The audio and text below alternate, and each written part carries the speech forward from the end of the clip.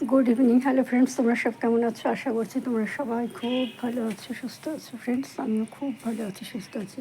এই দেখো, আমার এই ফুল গাছটার নাম জানি না, এটা কী ফুল গাছ। এই ফুল গাছটা দেখো কি সুন্দর হয়েছে। আর এই দেখো, এই গাছটাতে এত নাজনা ফুল ভরে গেছিলো, তো সেই ফুল গাছটা দেখো কী অবস্থা। এই একটা মাত্র নাজনা হয়েছে, আর সব ঝরে পড়ে গেছে, একটাও নেই, সব ঝরে পড়ে গেছে। আর আজকে আমি এসে আমি আর আমার হাজব্যান্ড এখানে খেলাম। মানে আমার হাজব্যান্ড 18 বছর, বিয়ের 18 বছর পর এইখানে শ্বশুরবাড়িতে পাত পারলো। মানে আমার শাশুড়ি মা অসুস্থ ছিলেন, তো শাশুড়ি মা 26 বছর অসুস্থ ছিলেন, তারপরে মারা গেলেন 16 বছর পরে। তারপর বাৎসরিক কাজ গেল, তারপর আমাদের নানা রকম অসুবিধা ছিল বলে আমরা আসতে পারিনি। কালকে মা ইনভাইট করতে গেছিলেন, আজকে মা আমাকে আর আমার বরকে এখানে খাওয়ালো। দেখো, এই গাছে খাবার দিয়েছি। এখন সমস্যা পড়ে গেছি গাছগুলোকে নিয়ে গো।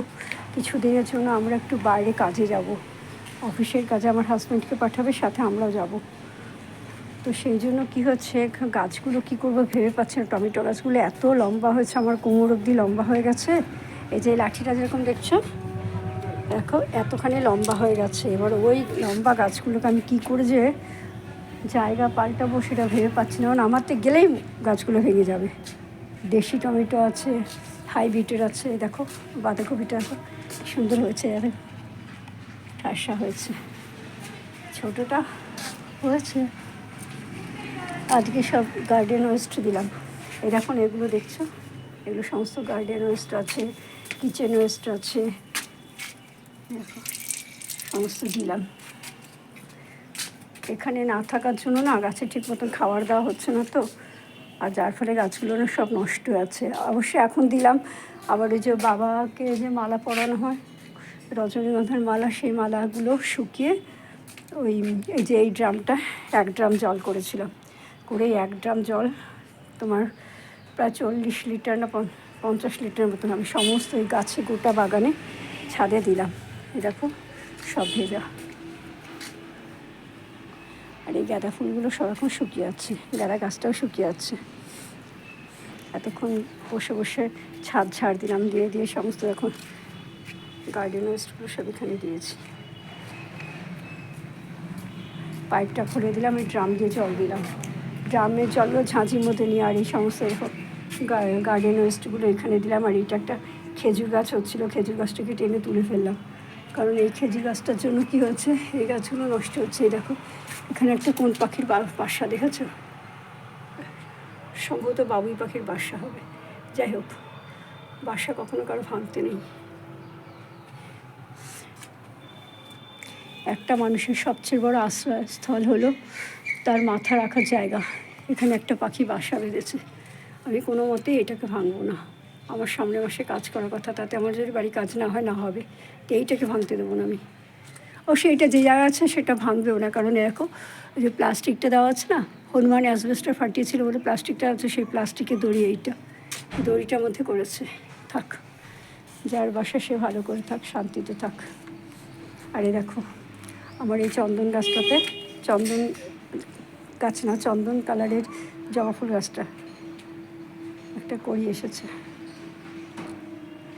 দেখো, একটা দুটো করে জবা ফুল ফোটা মোটামুটি শুরু হয়ে গেছে। এখানে দেখো কুড়ি এসেছে। সাদা জবাটা তো এখন আসেনি। এই পঞ্চমুখী জবা, এই গাছটাতে মোটামুটি কুড়ি আসছে দেখো। আর এদিকে চলে লক্ষ্মী জবা গাছটাতেও মোটামুটি 2খানা কুড়ি হয়ে গেছে শুরু। এই দেখো, এই লক্ষ্মী জবা গাছটাতে না সারা বছরই মোটামুটি একটা দুটো করে কুড়ি দেয়। ঠিক আছে ফ্রেন্ডস, আমার এই ভিডিওটা তোমাদের কেমন লাগলো অবশ্যই কমেন্ট করে জানিও। যদি আমার এই ভিডিওটা তোমাদের ভালো লাগে তাহলে অবশ্যই লাইক করো, শেয়ার করো, সাবস্ক্রাইব করো, আর পাশে থাকা আইকন বেলটা বাজিয়ে দিও। দেখা হবে আগামীকাল অন্য একটা ভিডিওর সাথে। ততক্ষণের মতন তোমরা সবাই খুব ভালো থেকো, সুস্থ থেকো, আনন্দে থেকো। বাই, টাটা। এই দেখো, সন্ধ্যা মালতী ফুলের বীজ হয়েছে। এই বীজগুলোকে না এখানে ফেলবো না, ফেলবো এইখানটাতে, তাহলে ভালো হবে। আর তারপর কী হচ্ছে, আগামী বছর নতুন গাছ করার জন্য দেখো এখানে ধনে হয়েছে, এই বীজগুলো গাছ থেকে সমস্ত বীজ রাখবো।